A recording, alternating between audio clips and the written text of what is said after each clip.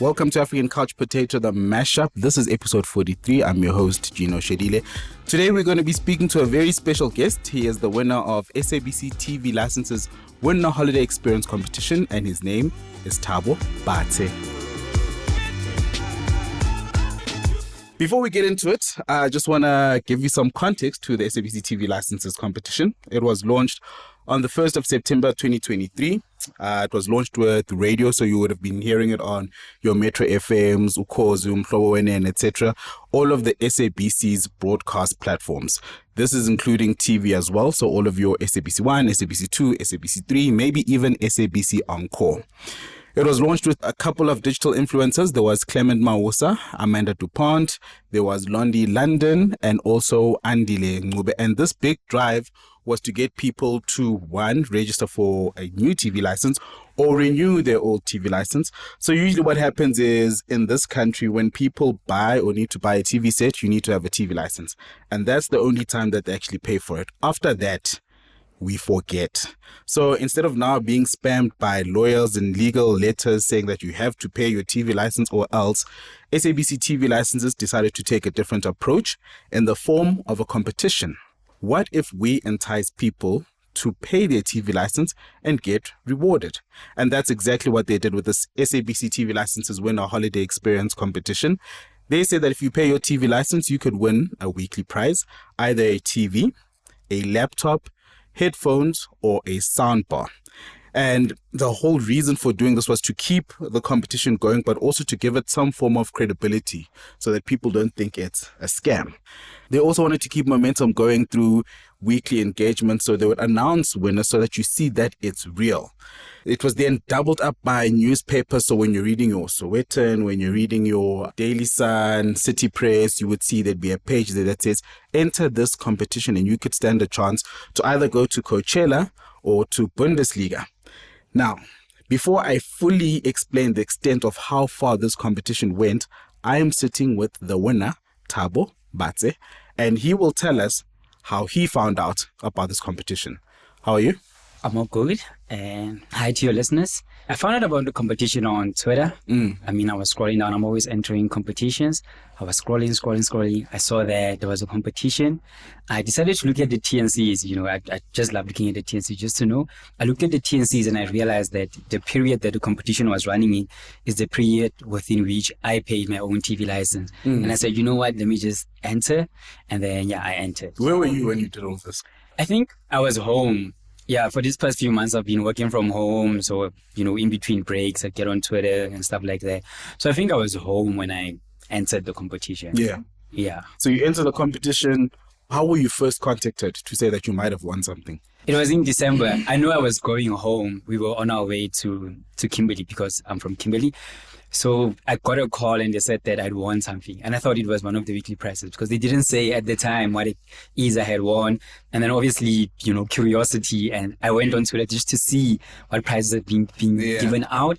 I saw that they were giving out TVs, PlayStations. And I was like, hey, I really hope it's a PlayStation. And I only found out, when was it? In the new year, what my prize really was. Yeah. How was it revealed to you that you're the grand winner? It turned out to be the grand prize. I remember for a while, right? I waited so long. So December, imagine you're in December, you've won something, but no one is communicating, no one is saying anything.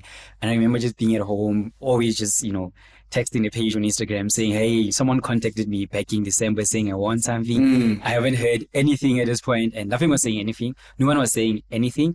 And then what happened was that I got obviously a call. He said, hey, Thabo, come and fetch your prize. And then when I got to the venue, it turned out that it was the grand prize, which then was, an option between, obviously, like you said, Bundesliga or going to Coachella. And the experience, man, from just me getting there, seeing cameras and wondering, whoa, what is happening? Like, what is this? It was really an interesting thing. And then, obviously, I think when I started seeing cameras, I was like, maybe I just might have won the grand prize. But I really needed confirmation that I had won it. And then when I finally got it, it was such an amazing experience. It was just, I don't know how to put it. It was surreal to a certain point because it's perhaps the greatest thing I've ever won. I just couldn't take it. And it was just, Yeah. Very exciting. So Noyana, you're announced as the winner. Coachella versus Bundesliga. Why did you go with Coachella? I think to me, it just made sense. I mean, I'm not really into soccer. I don't watch football or anything like that. I've never really been into it. So it just made sense for me to go for Coachella because, I really love clubbing. I'm always going out to events. And, such an event like that would have really been the one for me. I don't think I would have had any fun, having went to, go watch football. Yeah. Yeah. And now after that announcement, what do you have to do now to prepare for this trip? Obviously, we had to deal with, passports, your visas, dealing with your outfits, trying to find out, what it is, what kind of outfits people wear when they're that side and stuff like that. A whole lot of preparation really went into, getting myself ready for this. Was this your first flight? So no, this wasn't my first flight. It was my first long haul flight or my first flight out of the country. But I had flown from Kimberley to Joburg and back to Kimberley. So yeah. Were you nervous? I don't know. Like I'm a type 1 diabetic and I carry insulin, right? Which is my medication. And I think, reading up on what people are saying, customs can really give you trouble and stuff like that. So I was a bit nervous about that aspect of it. But I think generally, all in all, it was just like, it's going to be a great experience. But I was just maybe concerned about, getting in, dealing with customs and stuff like that. Yeah. And then you were late. You missed your flight. See, that's what I'm trying to get to. I'm positioning you as this hero, and then we're flopper. Why were you late? Let's maybe take a step back there, right? Because we had a time wherein this is our time, our itinerary says, okay, this is the time that you need to be like, this is the time that you're boarding and this is the time that the plane is leaving. We get there and it turns out the schedule has changed by, 30 minutes. Yeah. Which to anyone seems like not a lot, but when you're dealing with planes and, you have to check in your bags, you have to go through, border patrol and stuff like that, then 30 minutes, it's like a lot of time. But you don't consider that because we only heard that, the schedule has changed when we got there and they're saying, hey, people are boarding and you guys are trying to check in now. Yeah. And we were like, hey, what do you mean? They were like, no, the schedule changed. But we were like, our itinerary says, and they were like, yeah, call your travel agent. Yeah. And it was a mess. But schedules change all the time. That's why you're supposed to be there 2 hours before. And if it's your first long haul flight, at least 4 hours before, because that 2 hour gaps, if you had checked in by that 2 hour, then even if the schedule was moved by an hour, you'd still be safe. True that. I'm not going to torture you. So now you eventually get booked another flight, you fly over, it's long layovers. How are you adjusting while you're traveling for so long? I think there wasn't really much to do on the plane. You sleep, you wake up and you sleep and you're still in the air. And yeah, I mean, like I had 2 books with me. I managed to finish one. Couldn't finish the one on the way back because I was so tired. I slept throughout the entire flight. But going there, also, I think I slept throughout the flight because of also the sadness of, having to leave my partner, having missed my first flight and stuff like that. So all of those factors, they made the flight shorter in comparison to when I was coming back. But going, it was really long. But because I was sleeping like literally most of the time, it was a bit manageable. And then you land in, I think your first stop was New York. Yes, true. Yeah, so you obviously can't leave the airport, but you have a sense of, like, I'm in America now. So tell me about that experience. Like, what is it that you're seeing? Are you interacting with different people? Is there a different fashion sense? Is the water different? Does the air smell different? Is Kanye going to bump into you? I think the first thing I did there was visit a bathroom, and I don't know if it's just an airport thing or what, but the toilet paper is like quite thin. Not only thin, but it's I don't know, like it's short. It's short, like I think our toilet paper is like if ours is 5 centimeters, theirs is like maybe 3 centimeters. Yeah. And so there was something where I was like, wow, like and the toilets there, the water, the bucket always seems like it's blocked. Yeah. Because the water is like quite high up. Oh, it sits high up. Yeah, it sits high up. And so to me it was like, is this blocked or, what is happening here? So I think the first thing I noticed was that. And then just, I obviously got to walk around the airport space And I think like a lot of people mind their own business there. I think it's because of it's an airport. Everyone's trying to catch their next flight, getting somewhere and stuff like that. So you don't get noticed much, or you don't notice a lot of people. Everyone is just moving and just in a hurry. So I think that's like the first thing, like the toilets, like it's just different and everyone just moving way too fast. Did you have any anxiety about getting lost or where your bag was? No, I think because they told me, hey, Thabo, when you get there, you're going to need to recheck your bag again. And I think the directional signs there were really, helpful. So I found navigating around very easy. But I think something that, in retrospect that I didn't consider was, how am I going to spend in dollars, right? So I use the bank that I use. And then when I called them, they said, hey, Thabo, you should have told us prior to leaving the country that you're going to be there, because if you use your bank card now, it might get blocked. I had to eventually move the money from one account to another bank account, that would allow me to, just be able to spend. But I think I spent like 3 hours just, not knowing what to do. And, having missed my flight in South Africa, when I got there, the first thing I obviously did was try to find now the gate that I need to use for my next flight. So once I had that, I was able to relax. After relaxing a bit, I started now going around, and then, obviously finding out, okay, this is how I can start spending in the space. And then, I started now. Had lunch, and hey, I don't know, the rent needs to fight a bit harder because It's the bad. prices, the price, like obviously when you decide and you do your calculations, it's easy, right? Yeah. But then when you're there and you look at the food and the drinks and you're like, hey man, like this is like literally a meal for 150, and there you're spending about 700, close to like $1,000. And to me, it's just like, wow. I knew the rand was a bit weak, but I didn't think it would get to this point. Yeah. So obviously the difference in currency to me, that was another major shock. Like seeing it on paper and having to experience it. And the food. I think the portions there are quite, I don't know how, but the portions are quite big. Your lettuce is, everything is big. Like, I don't know, like why everything's just large. Yeah. And then you make it to Palm Springs, which is in California. You get off the plane, you make it to the hotel. What's the first thing you do? I try to check in and I have problems doing that. And I'm like, you know what? Maybe there was a reason my flight left me. Because at that point, I'm really, really tired. And, I'm just looking forward to sleeping. And I'm having all of these issues. And I tell myself, you know what, Thabo? At this point, there's no point in fighting. Like, just relax, make the calls that you need to make. And then, and then obviously everything gets sorted and I get to my room, and I think obviously we miss our flight. I get to live alone. I forget a bit about that aspect, right? And then I get there. The bed is a king size bed. There's 2 cups. Everything is in like twos. Yeah. It then starts reminding me of my partner. Everything is so beautiful. The hotel is great. But then it's a bittersweet moment just getting there and thinking, oh wow, this was what was prepared for us. And now here I am, obviously experiencing it now alone. Immediately as I step into the hotel room, it gets a bit sad.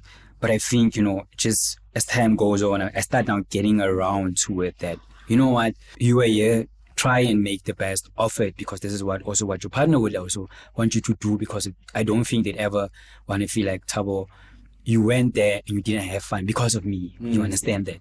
So I feel like, just stepping in was a bittersweet moment, but as time went on, it started now getting like, really nice. It's like I'm starting to open up to the idea that, okay, I'm here alone. I really need to now start doing things.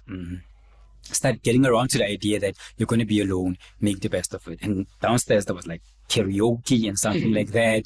So I went out to there, had a couple of drinks, and then I decided, you know what, let me go back to bed so that I can wake up early in the morning, because you don't want to be on a holiday and be waking up at 12 o'clock. You want to be out of bed on time so that you can really experience where you are.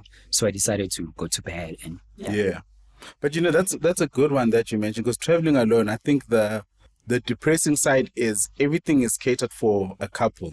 So the space, the bed, the tea, you just like look at, and it's not so much like the 2 cups king size bed. It's just like if I was here with my person, we would be seeing the same thing. True. We would be laughing about the same thing. So now you go downstairs, you obviously can't forget about your person, but you're trying to live in the moment. True. You come back, you sleep. Is there a point where you're like, you know what, from here, I'm just going to be a party animal so that when I get home, I've got stories to tell? Yeah, there's a point where I'm like, you know what, I will have fun, but I don't want to lie. Because, like, I think it took me really a while to get around to the currency exchanges and just getting around to, but this is like going to be basic here. Like if you're going to be spending, this is what the base price is going to be, and move from that. I feel like I kept on looking at the amounts in rands. And when you look at it in rands, it really, it's a lot. And you feel like you're wasting money. Yeah. But then you're not. I mean, you have a budget and stuff like that. But I think for the longest of time, it was just like, you know what, I want to have fun, but the prices. And then I think there was a time when I was like, you know what, Thabo, you're going to need to stop looking at it in rands. Just think of it as dollars and take it from there. And then, yeah, that's when I now started really, really going into it. Yeah. Yeah. And Coachella, how was it? It was hella fun. But I don't know, it almost feels like you're at different events because there's different stages and you get to go to whatever stage that you want, right? And I feel like something that I really like, I mean, you know there's different stages, but the amount of fun that you have at each venue literally makes you feel that you're at a different event. Yeah. So it almost felt like I was event hopping. Do you understand that? Because you're at the main stage, it's fine. You feel like, you know what, this artist has performed, it's fine. You go to another venue and it's dark in there and it's a whole lot of fun. It's a rave. And then you go to another one. And so you almost feel like there's not enough of you to go around. Yeah. Like, hey, the amount of fun I had was just out of this world. But I think one thing that was a bummer was that at certain stages or points or venues, you can't enter with the alcohol that you have from another venue. Yeah. So it was a kind of a bummer. So you'd have to finish your drink at first. So it sets up like different vibes. Yeah, different vibes. So you have like where they play like your EDM, your house and stuff like that, right? And you'd have, there was the humor stage. It was really, really fun. Like outside, it's literally daylight. You get in there and I don't know how they got it right, but it's dark. It's almost seems like it's midnight. Yeah. But you're not allowed to go in with your drink in there. So you have to drink it outside. And when you go in, it's a rave. The lights are just like, they make you drunk. Like the lights, the flashes, like it was crazy. Yeah. It was literally crazy. And then you go to another stage. I think it was Party in My Living Room. That one was another great one. Like just like the name says, it's almost like a party in a living room. It's like a closed-knit space. That's where now you really get to now interact with people, speak with people. You're sitting down on couches or you're really partying it up. So that was a nice experience. It's like a house party, but nothing like I've seen. And the main stage, like from where I was standing and the videos that I was taking, you almost feel like there's not enough people, right? Yeah. But there's a view from stage that shows the crowd. Yeah. Then that's when you really get to see that, wow, there are hundreds and hundreds and hundreds of people here. But you don't feel, I don't know, like people are packed on top of you. Like there's so much space that you can move around. You can literally do whatever you want. But there's literally tons and tons of people. And that's what I love. You know, there were no stampedes. No one was pushing you. Yeah. You could just walk around. You could go to the front of the stage. You could go to the back of the stage. And they had like these great screens that could show you everything from literally miles away.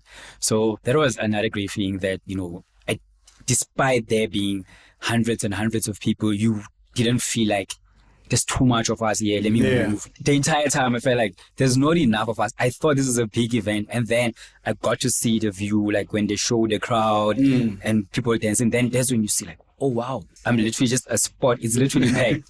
It's packed. And any artists? YG Molly was one of the great ones. And Lil Uzi Vert. But those are not like my people, but I really enjoyed them. Lana was nice, and there was a lady. Lana Del Rey. Yeah, there was a there was Lana Del Rey. There was also another. I'm forgetting her name. Yeah. Unfortunately, she literally just murdered the main stage. She was like one of my greatest performances. It's unfortunate that I can't remember her name, unfortunately. But she had energy. Her songs was great. She literally owned the stage, and she was, interacting with the audience, and it was just an electrifying moment. Yeah. And then after all of that, you get back to your room. How do you feel? Do you still feel like it's surreal, or has it now calmed? Like, has it set in that you are in the land of milk and honey? I feel like at a certain point it was surreal because remember we were supposed to get there on the Friday night, go for the Saturday, go for the Sunday. It was surreal. I felt like, I didn't have enough time. Despite having spent the entire day there, I felt like even at night when the lights came on, I was like, oh, this is a stage that I hadn't seen. Like, I don't know, at certain point I was like, Thabo, I don't know if you're driving because I don't remember myself being there, right? Yeah. Because there were like literally so many stages. But yeah, I think at a certain point it did like finally just like, you know what, you're in the land of milk and honey. It stopped being surreal. But it took a while. It took a while really to just get the hang of things. Like, yeah, man, America's so different. Like, it's very different because I think, like, from a liberal point of view, America's always like on the bad side of history, right? Or on the wrong side of things. Yeah. But I think something that I hadn't necessarily seen in South Africa was just how free everyone is, right? I know a lot of gay people in South Africa, but I haven't seen people love each other or kiss each other or embrace each other in South Africa at any event. Like, I think like I've seen gay people, with the exception of TV, obviously, 2 men kiss like twice in my entire life. But there, despite, all of these things against, America's like, when you look at it from the outside, it's quite a homophobic country. It's like a country built on bigotry, right? And then you get there and everyone is just free and everyone doesn't care. And we get to see gay people embracing each other, kissing in line. And it's a normal thing to them, right? And to me, it's a new experience. It's like, oh, I might have just prejudged America because this is not what I was expecting. Maybe in South Africa, because we're quite liberal, we have all of these rights, but we have it on paper and we don't really get to see that translate into, your everyday interactions that you have with people. But I think there it was a whole different vibe where, I don't know, the laws or things, just their ideologies and how they think around certain things is like, they're quite bigoted and they're not open to a lot of things. That's my view of them from what I've seen on social media and stuff like that. But you go there, I'm like, hey bro, I know for a fact this would never like happen in South Africa, right? People wouldn't be that open to it. It would be, hey, why don't you guys get a room or something like that? But there, everyone's just minding their own business, and just how people dress at, Coachella, like, people like short stuff, like, and what's this? See-through things, and everyone is just doing their own thing, right? There's no any sort of harassment. No one is whistling. No one is trying to get anyone's attention. Like, everyone is just minding their own business. So that was quite a shock to me that, hey, this is not what I expected from America, especially when it's not something that happens in South Africa, given the fact that we're open to almost each and everything. Our laws, everything is codified in our laws, in our constitution, but you don't see it in the streets. And then you get to see it in America. And I was just like, wow. This is an observation that I wouldn't, something I would have easily thought. I think you have to be there to realize the differences and see just how free everyone is. And on that note, like, what changed? Was there any shift in your perspective in terms of how you move forward in life? Are there any things that you want to borrow from the experience, or just like an awakening or an awareness that you want to adopt personally? I think it's the need to travel more. And, I'm a reader. Like, I literally read, and books always transport me to different countries. But I feel like it's a different thing when you actually go to that country, because when you read a book, you're literally reading someone else's perspective and how they perceive of like that country, right? And how they feel of what is happening in a certain country. But I feel like when you go there, you get to experience and see things in a different light than, say, whatever author you've or writer that you've seen. So I think to me, like when I was seeing that and coming to this realization that I may have prejudged people, not even by mistake, but I feel like I'm right in some of the things I think about them. But to me also having that experience opened me up to saying, you know what, Thabo, sharp, it's great to read, it's great to be transported from the comforts of your own home, but maybe it's time that you also went out there and started seeing and experiencing things your own, right? Because I feel like more often than not, when we think of like vacation, it's almost always extravagant. Yes. It's bills, it's stuff that is extravagant, but we don't really think of it as also exposure to different cultures and different people, and just seeing how things are done differently in certain places, and how different South Africa, I mean, we are a diverse country, right? But even in our diversity, there are certain things that we all agree on that other people out there might not agree on or see differently. So I think, if anything, to me, my biggest lesson there was, Thabo, you really need to travel more. It doesn't need to now be obviously to the States or out of the country, but really be open to the option or idea of just being an explorer as much as you want. Like, go out there, explore, try and see things from a different light by obviously interacting with all of these different things that we see in the world. Yeah. I should have actually asked you this question up front, but who is Thabo? Like, what do you do? Where do you work? How do you live your life? I was actually glad you asked me that, because it gives me this existential crisis when people ask me, who am I? It's a difficult one, right? Because, and I always answer it in relation to what people want to know, right? So if I'm at Groove and you want to know who I am, I'm a partier, I'm a black label drinker, I love my whiskey with Coke Zero, right?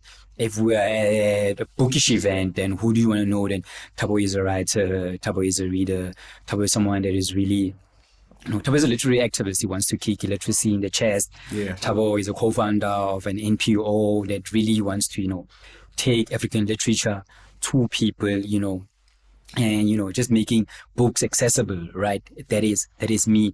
And then when I'm at work and we're at a certain event and you ask me, who are you? Then I'm a communication assistant. I work for a bank. I deal mostly with copy editing and writing and just making sure that what needs to be communicated to the business is communicated. And lately now I've also been dealing a lot more with some of the PR stuff that we do. Yeah. So yeah, I think that's how I always answer. But there's no holistic tower. I'm quite dynamic. I can fit in everywhere. But I think, the basic tenets of who I am is a writer, reader, someone that just enjoys having fun, but also someone that really wants to see a better South Africa. Yeah. Yeah. What's next for you? I know you're not like a rapper, you're not working on an album, but personally in your journey, what are you working towards? Hey, it's a difficult one. What am I working towards? Definitely writing more, because I think for as long as I've known myself and I've written, I've always just had to write for money, right? I started writing people's assignments for them in university and they would pay me. Obviously moved on to digital marketing, where I started writing SEO pieces, and then finally to the role that I do, right? But there hasn't been many room for me to just sit down and just write because of I want to write, because of it's something that I love doing. It has always been for money. And I think when you do things for money for such a long time, you kind of become detached or lazy, or I don't know.